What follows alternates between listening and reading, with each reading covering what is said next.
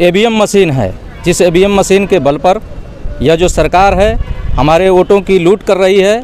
जिस वोट के लिए डॉक्टर अंबेडकर ने अपने पत्नी अपने बच्चों का शहादत दे करके उसको एक वोट के अधिकार को दिलाने का काम किया था, लेकिन आज बैलेट पेपर न रहने की वजह से ईवीएम मशीन में चिप लगा करके हमारे सारे जो दलित पिछड़े अल्पसंख्यक वर्ग के लोग हैं उनके वोटों की पूरी तरह से चोरी की जा रही है। और यदि चोरी नहीं की जाती तो यदि जनता द्वारा चुनी गई ये सरकार होती तो निश्चित है कि जनता के सवालों पे खड़ी होती। आज देश की पूरी संपत्ति बेच दी गई, सरकारी संस्थानों को प्राइवेट कर दिया गया। इसका मुख्य कारण है कि यह जानती है कि हमको जनता से हमारा कुछ लेना देना नहीं है, हम जनता के सवालों से हमारा कुछ लेना देना नहीं है। इस वक्त मैं जनपद गाज़ीपुर के उस स्थान पे मौजूद हूँ, यूसुफपुर स्टेशन डॉक्टर मुख्तार अहमद अंसारी का गिरी स्टेशन है। ये स्टेशन उस वक्त के ज़माने का स्टेशन है जहाँ से आंदोलन के लिए शुरुआत हुई थी। डॉक्टर मुख्तार अहमद अंसारी इसी स्टेशन के कस्बे के पास के रहने वाले हैं और यहीं पे मेरी मुलाकात हुई है। अभी दिल्ली से लोग आए हैं और दिल्ली से किस लिए आए हैं? भारत की तकदीर को संवारने के लिए, युवाओं को रोज़गार मिले, नौजवानों को रोज़गार मिले। और वो किस लिए मिलेगा? जब तक ईवीएम से चुनाव होगा, वोट किसी और को देंगे, कोई और जीतेगा। इन युवाओं का मानना है कि वोट होनी चाहिए, आपका बैलेट पेपर के ज़रिए होना चाहिए। ये आए हैं दिल्ली से, ट्रेन से उतरे हैं। मैं आपसे कहना चाहता हूं कि अपना परिचय देते बताइए कि आप जो दिल्ली गए थे किस मकसद के लिए गए थे? बहुत बहुत धन्यवाद। आपके सभी चैनल को देखने वाले दर्शकों को हार्दिक बधाई। मैं राम निवास यादव, पूर्व जिला अध्यक्ष राष्ट्रीय पिछड़ा वर्ग मोर्चा गाजीपुर और वर्तमान में प्रदेश सचिव उत्तर प्रदेश हूँ।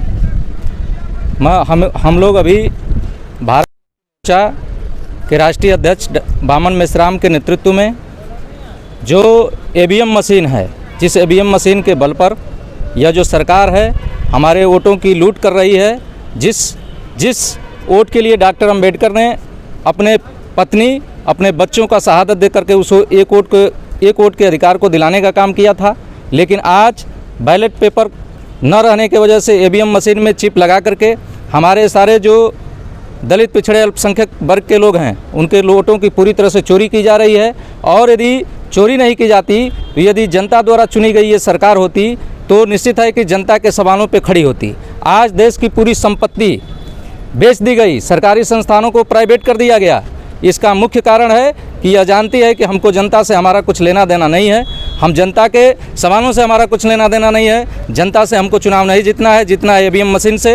यदि ईवीएम मशीन से नहीं जीतना होता तो 2014 में यही सरकार कही थी कि हम 351 पार जाएंगे, 303 सीटें आईं। उसके बाद 2019 के चुनाव में इन्होंने कहा कि 300 साढ़े 300 पार जाएंगे, 300 कुछ सीटें आईं। और यही 2024 के चुनाव में ये पुनः घोषणा कर रहे हैं ईवीएम मशीन के माध्यम से, जिनके पास पूरी तरह से आंकड़ा है, पूरे देश के सीटों का आंकड़ा है। वो इस बात को करें कि हम 400 पार जाएंगे, जबकि 400 पार यदि कोई भी राजनीतिक दल की हम बात करें तो वो पहले से कैसे आंकड़ा जुटा सकता है कि हम 400 पार जीत करके आएंगे। इसका मेन कारण यही है कि ईवीएम मशीन में ये गड़बड़ी कर रहे हैं, चूँकि शासन सत्ता का दुरुपयोग कर रहे हैं। देश का जो चारों तंत्र है उन चारों तंत्रों पे इनका कब्जा है और कब्जा की वजह से ये पूरी तरह से मनमानी कर रहे हैं। मनमानी की वजह से ये जानते हैं कि ईवीएम मशीन के द्वारा ही हम चुनाव जीत रहे हैं, इसीलिए ये सारी कारगुजारी हो रही है। इन्हीं सब बातों को रोकने के लिए हम लोगों ने 4 चरण में आंदोलन घोषित किया था। 4 चरण में पहला चरण हम लोगों का हर जिला मुख्यालयों पे, देश के 567 जिला मुख्यालयों पे लगभग धरना प्रदर्शन, पहले ज्ञापन देने का काम किया गया। उसके बाद दूसरे चरण में धरना प्रदर्शन का काम किया गया।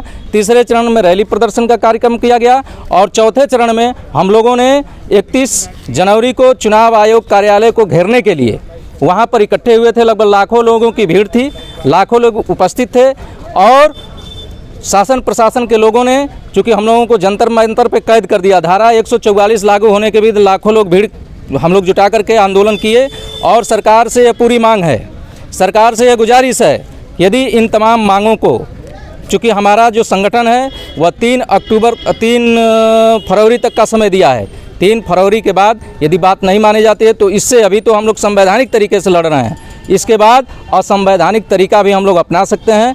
कारण यह है कि यदि हमारे वोटों की इसी तरह से चोरी होती रही तो निश्चित है कि लोकतंत्र नहीं बचेगा, संविधान नहीं बचेगा, और जब लोकतंत्र और संविधान नहीं बचेगा तो हमारा अस्तित्व नहीं बचेगा। अपने अस्तित्व को बचाने के लिए, चूँकि जब जब देश और समाज के ऊपर आफत आई है तो समाज के लोगों ने ही बढ़ चढ़ करके देश को और संविधान को बचाने का काम किया है। हम लोग भी देश की दूसरी आज़ादी, एक पहली आज़ादी हम लोगों ने अंग्रेज़ों के खिलाफ लड़ करके जीती थी, और ये दूसरी आज़ादी की लड़ाई इन सामंतवादी ताकतों से जो आरएसएस और बीजेपी के बल पर पूरे संस्थानों को कब्जा में किए हुए हैं, उनको 2024 के चुनाव में ईवीएम हटा करके इनको मुंहतोड़ जवाब देने का काम किया जाएगा।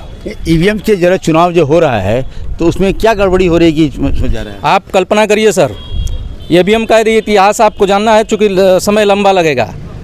ये जब जनता दल की सरकार बनी, विपक्ष में इंदिरा गांधी थी। इंदिरा गांधी को जब लगा कांसी राम और मुलायम सिंह के आंदोलनों से जब ये देश प्रभावित था तो उनको लगा कि अब हम चुनाव नहीं जीत सकते, जनता के बल पर चुनाव नहीं जीत सकते। तो जनता के बल पर चुनाव नहीं जीतने की वजह से इंदिरा गांधी विदेश से मंगा करके ईवीएम ला करके लोगों के ऊपर थोप दी, और तब से अब तक यह भाजपा के लोग जब सत्ता में नहीं थे 2004 और 2009 में, तो यही भाजपा के लोग ईवीएम के ऊपर सवाल उठाते थे। सुब्रमण्यम स्वामी सुप्रीम कोर्ट जा रहे थे, उनको जा करके इन्हीं कांग्रेस के लोगों ने रोकने का काम किया।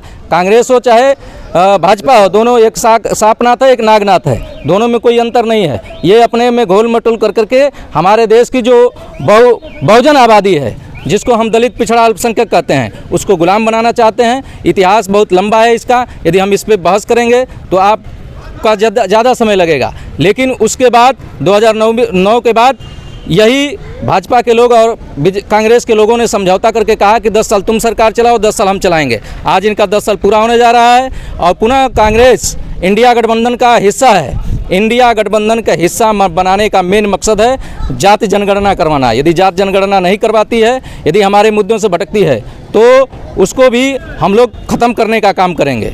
इन्हीं सब बातों को लेकर के ईवीएम का, चूँकि ईवीएम के बल पर यदि चुनाव नहीं जीतते तो जनता के सवालों पे खड़ा होते। आप कल्पना करिए, संसद में 142 सांसदों को, जिनको जनता का सवाल उठाने के लिए वहाँ भेजा जाता है, उन 142 सांसदों को केवल यह कह करके जब वो सवाल उठा रहे थे तो उनको सदन से ही बहिष्कार निलंबित कर दिया गया। तो यह सरकार जानती है कि हमको चुनाव से कुछ लेना देना नहीं है, और चुनाव न लेने देने का एक ही मात्र है ईवीएम मशीन। ईवीएम मशीन में पूरा तरह से घोटाला है, और उस घोटाला को रोकने के लिए हम लोग आंदोलन यहाँ से लेकर के दिल्ली तक, और इससे भी उग्र आंदोलन इस देश में होगा। इसको कोई ताकत रोक नहीं सकती है। तो ये राजनीतिक पार्टियाँ जो हैं, खासतौर पर कांग्रेस पार्टी और दूसरी पार्टियाँ जो हैं, इस पे जन आंदोलन नहीं कर रही हैं, इसकी वजह क्या है? इसकी वजह सर एक है कि संवैधानिक पदों पर जो संवैधानिक ताकतें हैं भारत की, संसद है, मीडिया है, जुडिशरी है, इन तमाम प्रकार की संस्थाओं पर बीजेपी के लोग पूरी तरह से कब्जा में हैं। आरएसएस पूरी तरह से कब्जा किए हुए है। आरएसएस जब जब देश में आवाज़ ईवीएम के खिलाफ उठती है तो इन जो अदर पार्टियां हैं जो इसके ऊपर अभी आंदोलन नहीं है, जबकि सारे लोग इस बात को समझ रहे हैं। अखिलेश यादव, यदि अब 2022 के उत्तर प्रदेश के चुनाव की बात करेंगे, अखिलेश यादव 2024-22 के चुनाव में, उत्तर प्रदेश के चुनाव में मात्र कहीं पे 250 वोटों से, कहीं 500 वोटों से, कहीं से 1000 वोटों से इनकी सरकार रह गई। इसका कारण एक ही था कि ईवीएम मशीन में घोटाला था। नहीं तो अखिलेश जी की रैली आप उठा करके देख लीजिए, और यहीं जो बीजेपी और आरएसएस की रैली होती थी, जिसमें मोदी की बड़ी बड़ी रैलियाँ होती थी, उसमें भी लोग पूरी तरह से नदारद रहते थे। आज ये बेरोजगारी का जो आलम आप देख रहे हैं, ये देखिए, ये जो 10 रुपये पे जो बेचारे ठेले और खुमचे लेकर के दौड़ रहे हैं, ये पढ़े लिखे इसमें जाएंगे तो BA MA किए हुए लोग हैं, लेकिन रोजगार न मिलने की वजह से 10 रुपया पर दिन भर दौड़ते हैं। तो बेरोजगारी का आलम यह है। शिक्षा, स्वास्थ्य, रोजगार देश से पूरी तरह से खराब हो चुका है। इन तमाम सवालों को लेकर के, रोटी कपड़ा मकान की स्थिति आप देख ही रहे हैं, जो मूलभूत आवश्यकता है, उन तमाम प्रकार की चीज़ों पर पूरी तरह से इनका कब्जा है। इन्हीं सब चीज़ों को तोड़ने के लिए, चूँकि ये राजनीतिक दलों को दड़ा करके, अभी आप नीतीश कुमार को देखिए, जो नीतीश कुमार बिहार में जाति जनगणना करवाते हैं, जाति जनगणना करवाने के बाद आबादी के हिसाब से हिस्सेदारी देते हैं, लेकिन उनको इतना CBI, ED और इनकम टैक्स के माध्यम से उनके लोगों को, चूँकि उनके ऊपर कोई आरोप नहीं है, अच्छे नेता हैं, लेकिन उनके लोगों को इतना डराया धमकाया गया कि उनके लोग बैकफुट पे आए और उनको अपने लोगों के दबाव में आकर के पुनः इन्हीं आरएसएस और भाजपा से समझौता करना पड़ा। उसका जीता जागता उदाहरण बिहार है। आप इन सब चीज़ों को देख रहे हैं, इसीलिए ये आंदोलन, कांग्रेस तो बिल्कुल खामोश है। कांग्रेस इसलिए खामोश है कि कांग्रेस, हमने आपको बताया, एक सापनाथ है, एक नागनाथ है। ये जितनी राहुल गांधी की रैलियां चल रही हैं, राहुल गांधी की रैलियों के माध्यम से हम राहुल गांधी से सवाल करते हैं कि यदि आप राहुल गांधी जनता के सवालों पर, न्याय, समता, संबंधिता की यदि आप बात करने वाले हैं, तो आपकी कई स्टेटों में सरकार है, आप वहाँ पहले जाति जनगणना करवा दीजिए, तब आपको हम लोग समझेंगे कि आप वास्तव में सामाजिक न्याय की यात्रा लेकर के चल रहे हैं। लेकिन ये केवल देश का माहौल बिगाड़ने के लिए, देश के लोगों को गुमराह करने के लिए इस तरह का कार्यक्रम करते हैं। इनका इन सब चीज़ों से कोई सरोकार नहीं है।